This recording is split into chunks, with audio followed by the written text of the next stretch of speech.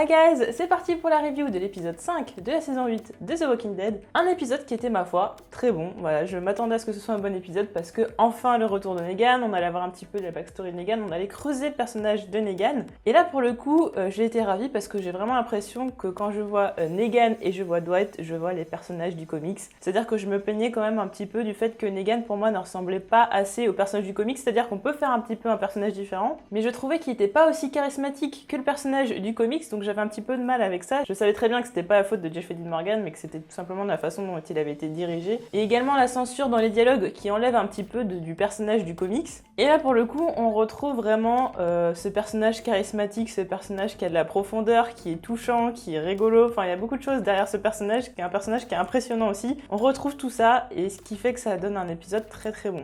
Néanmoins, petit bémol, c'est que j'aurais vraiment adoré qu'il y ait un flashback sur le passé de Negan. Évidemment, j'étais au courant que ça n'allait pas être le cas puisque Jeffrey Dean Morgan avait dit que ça n'avait pas encore été tourné, donc forcément on l'aurait pas vu. Mais bon, ça aurait été cool, j'espère qu'ils vont pas nous faire le coup de la facilité et qu'au final on verra jamais ça. Le début de l'épisode, c'est un petit peu comme un début de sitcom. On a Simon qui arrive avec des pancakes pour Gregory. Apparemment, Gregory adore les pancakes. Hein. J'ai l'impression qu'il y a toujours des personnages qui aiment des petits trucs à manger. On a Carl avec son pudding, on a Jerry avec son crumble, et on a Gregory avec ses pancakes. Donc chacun a son petit truc culinaire préféré, voilà. Donc Simon qui joue extrêmement bien la comédie parce qu'on sait très bien qu'il n'a absolument rien à faire de Gregory et que la seule raison pour laquelle il le chouchoute, c'est parce qu'il peut s'en servir par la suite, notamment pour montrer à Negan que Simon lui aussi peut avoir des stratégies qui peuvent être efficaces, notamment là, utiliser Gregory pour faire peur à ceux de la colline, justement avant qu'ils les attaquent. Finalement, on a vu que ça s'avérait pas être forcément une bonne idée puisque personne n'a suivi Gregory. Alors, on a Simon qui joue la comédie à Gregory qui fait croire que c'est son ami, et puis quelques minutes plus tard, si on remet les événements dans l'ordre, on a quand même Simon qui le jette comme une vieille chaussette dans le vide. Gregory est arrivé au sanctuaire pour éviter le pire, mais aussi pour ne pas se faire piquer sa place de leader par Maggie. Même si Gregory est venu de son plein gré au sanctuaire, Negan n'est pas dupe, il sait très bien que Gregory joue double jeu,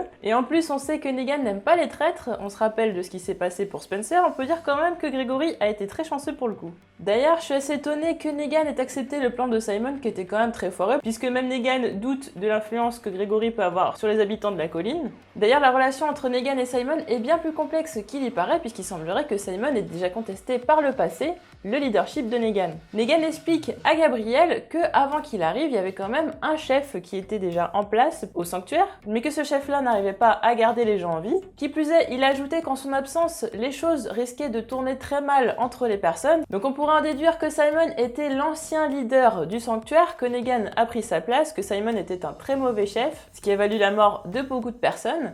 Et qu'en son absence, Negan a peur justement que Simon reprenne les rênes et qu'il se passe ce qui s'est déjà produit par le passé. On pourrait donc se demander si Simon par la suite ne serait pas prêt à de nouveau contester l'autorité de Negan. Ce serait donc pour ça que Negan souhaiterait remettre les points sur les i et les barres sur les t. On se rend compte qu'il y a quand même un parallèle entre Negan et Rick, c'est-à-dire que tous les deux ont un bras droit qui ne valide pas leur méthode. C'est-à-dire que Negan veut sauver un maximum de vies, alors que Simon, lui, n'en a que faire et il veut arriver à son objectif même s'il faut tuer plein de personnes. On a Rick, pareil, qui veut sauver des vies, et on a Daryl qui, pour réussir son objectif, s'il y a des dommages collatéraux, c'est pas très grave. Assez étonnant, et en même temps on aurait pu le voir venir par rapport à la fin de l'épisode 3, les divergences d'opinion entre Rick et Daryl les ont finalement conduits à se battre. Rick et Daryl se battent quand même assez violemment, mais bon, on voit quand même que c'est une espèce de bagarre entre deux frères. En tout cas, il va en résulter que les mitrailleuses et en plus les explosifs vont être totalement détruits, ce qui a comme conséquence directe de détruire un avantage qui aurait pu être conséquent. On peut se dire que ce qui a poussé Daryl à se battre contre Rick, c'est peut-être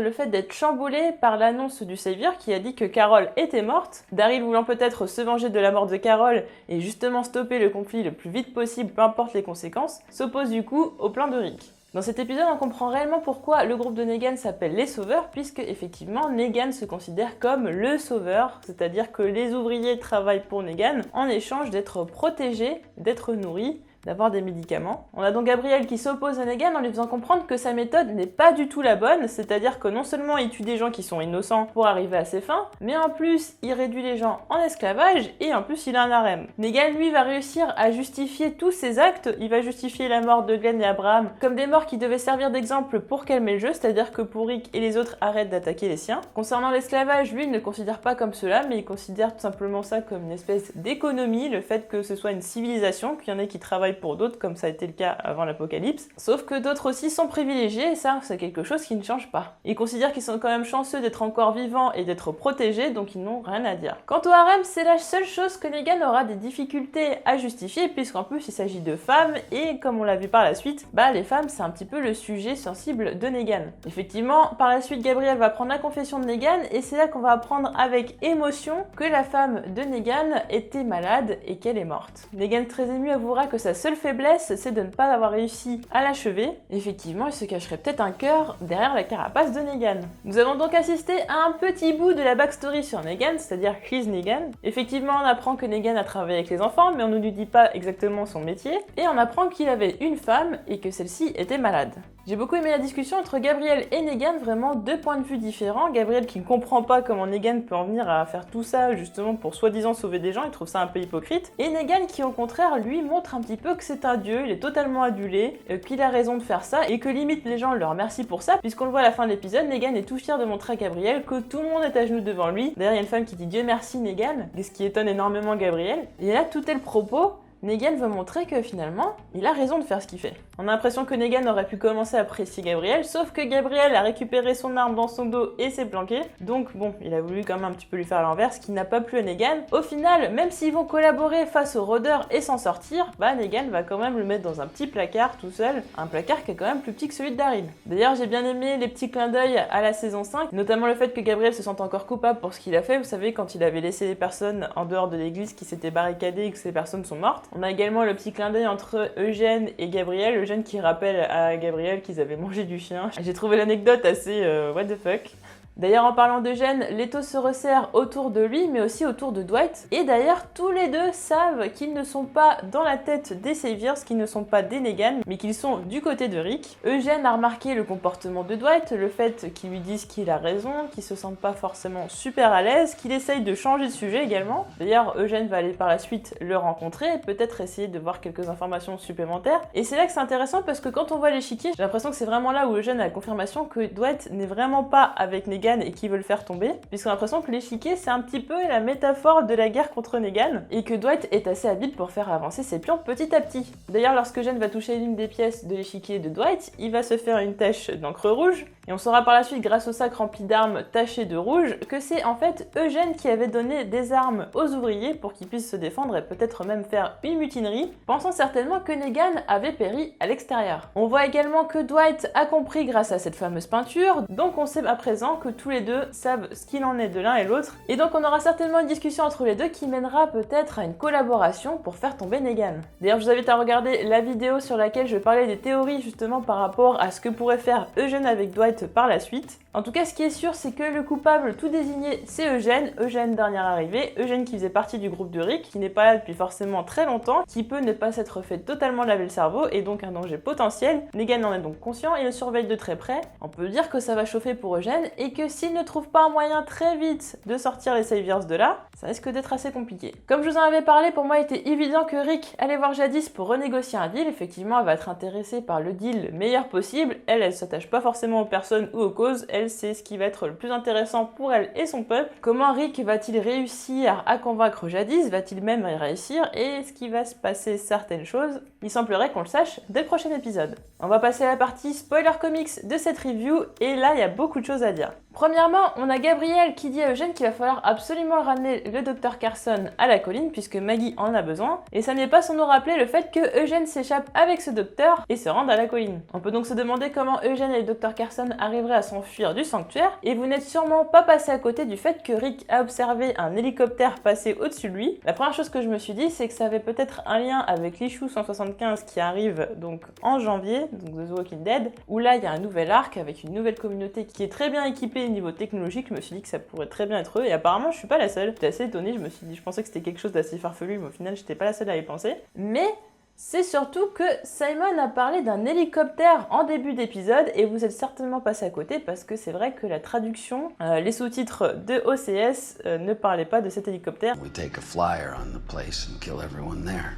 Et au final, quand on cherche sur internet, flyer c'est aussi un synonyme d'hélicoptère. Bon, c'est pas facile à trouver, faut quand même y aller pour le trouver, mais effectivement, Simon dit effectivement en parlant de la colline qu'il pourrait très bien envoyer un hélicoptère là-bas et tuer tout le monde. D'ailleurs, on se dit, mais finalement, s'ils ont un hélicoptère, pourquoi ils l'ont pas utilisé avant? En tout cas, ils avaient peut-être pas envie de tuer tout le monde, mais Negan essayait de raisonner quand même le maximum de personnes. On peut se demander ce qui est arrivé à Gabriel parce qu'on le voit plein de sueur. Alors, est-ce qu'il a été mordu ou est-ce qu'en fait, c'est tout simplement le fait d'être dans le placard, sans eau ou sans quoi que ce soit, en fait, il est totalement déshydraté et du coup se sent très mal. Alors moi, je vais proposer plusieurs hypothèses. Effectivement, il peut s'être fait mordre et on l'a pas vu au moment justement où il y a un rôdeur qui tombe sur lui et on ne sait pas ce qui se passe par la suite puisque c'est coupé et on voit que Negan et Gabriel ont survécu. Deuxième possibilité, les tripes rendent effectivement malade. D'ailleurs, quelques minutes auparavant, Negan est en train de dire à Gabriel que ça peut rendre malade. Et si on se rappelle bien ce qui s'est passé avec Rick dans la saison 1, c'est-à-dire qu'ils ont quand même mis des combinaisons et se sont mis des tripes par-dessus. Ensuite, lors de la saison 6, ils se sont quand même mis des espèces de pancho, enfin beaucoup de tissus, ce genre de choses, avant de mettre les tripes. Donc on peut se dire qu'au final, plus les tripes sont proches du corps et plus il y a de chances qu'elles infectent la personne, elles peuvent passer par les pores ou ce genre de choses, et donc infecter la personne. Enfin, autre possibilité, et ça c'est celle qui me paraît la plus intéressante, j'ai fait un lien directement avec la fin de All At War, le comics, où Negan utilise les rôdeurs comme arme bactériologique, c'est-à-dire qu'il prend Lucille et barbouille Lucille de rôdeurs, en disant que justement quand il y a une plaie ouverte et qu'on met des résidus de rôdeurs par-dessus,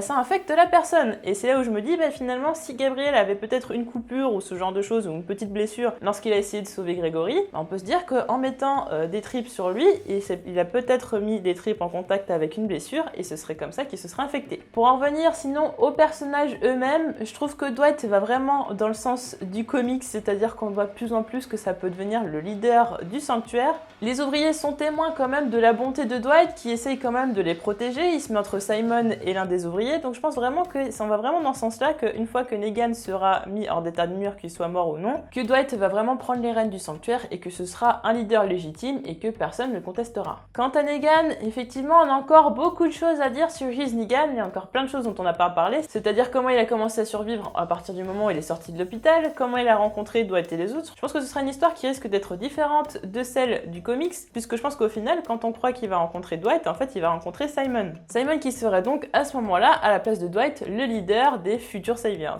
Voici donc pour cette review de l'épisode 5 de la saison 8 des Walking Dead. Voilà, un très bon épisode, j'espère qu'on aura d'autres comme ça. Effectivement, il n'y a pas besoin qu'il y ait tout le temps de l'action pour que ce soit un bon épisode. Là, on allait dans le fond des personnages, il y avait beaucoup de tensions, on se pose beaucoup de questions. J'ai vraiment adoré l'épisode, on a un Jeffrey Dean Morgan qui est juste au sommet de son art, qui est impressionnant, qui est complexe. Et comme justement le personnage de Negan, je suis contente vraiment qu'on aille vers là parce que Negan c'est vraiment un des personnages qui fait que j'adore vraiment le comics. Et du coup que la série se rapproche du personnage du comics, ça ne peut faire forcément qu'une meilleure série. Et le moment où Negan est en train de dire à Simon, tu sais à qui tu parles là?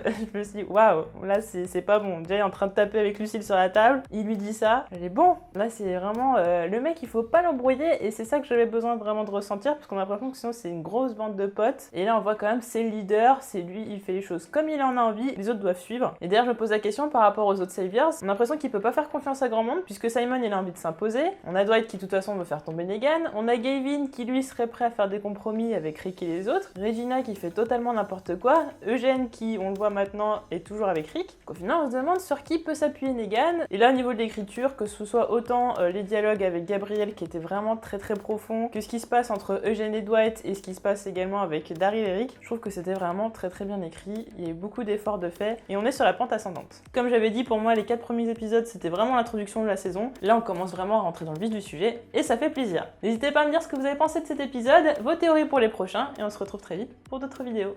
Salut!